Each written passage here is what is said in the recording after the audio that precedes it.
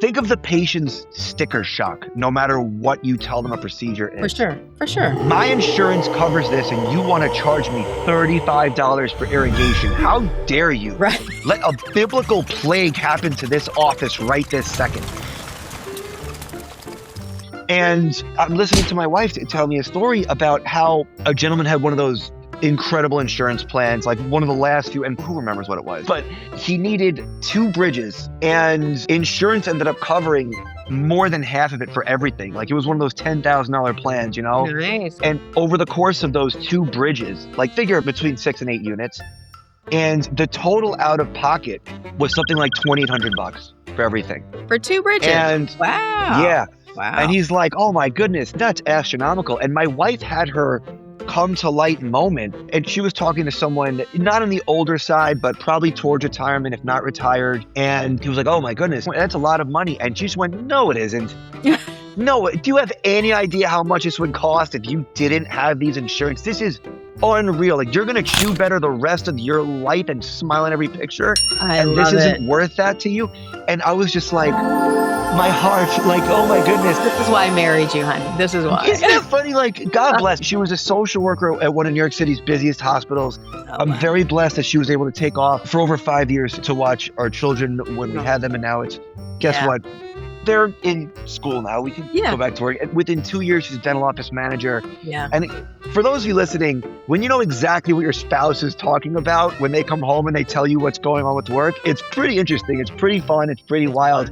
Yeah. But this was so awesome because as far as I'm concerned, it's like the patient needs this. It doesn't matter how much it's cost. This is the cost of doing business. So for those listening, when you deliver the cost of treatment, and there is no, this is expensive. There is no, let's talk about discount or this, that, and this. When you go to the grocery store and now you have a family of 4 and the grocery bill is $400 for that week, you needed a few extra things. The person behind the counter is not like, they're not tapping their shoulder and saying, oh, it's $400. Right. Like, maybe you have 2 cards, you could pay for it. Maybe there's a flex spending. No, they're like, it's $481.97. And they turn around and yell, I need more bags, or hey, this fall, could you take this away from me? Yeah. You're not thinking, I have to ask my spouse if I could spend this. When you go to TJ Maxx and they offer you a TJ Maxx card and it's $70, you know, for your last year's clothing. What a great deal. You can put it on the card. What a great deal. Take out a TJ Maxx card and you'll save $7 off this. You're not thinking I need to ask my spouse or anything. No, this is the cost of doing business. They offered you third-party financing or third-party credit card to pay for the cost. That's what we got to be doing. We're presenting treatment. This is the cost of doing business. There is no solemnness or sadness delivered to it. And for those, again, going back to revenue, this is how to increase your revenue. If you want those big ticket items, this is the cost of doing business. The end result is going to be you're going to live a better life, and this is how much it costs. And guess what? You do have time to pay it back. Maybe you have a flex spending account. Maybe you have $1,000 for down payment. If you can't afford a $70 a month for a brand new mouth, get them off your schedule. That sounds heartless. Let me back up a second because I am caffeinated. I agree. I agree with you. I agree with you because there's an office for everyone, and I think we spend a lot of time on patients who they're already telling you they're not going to move forward with treatment.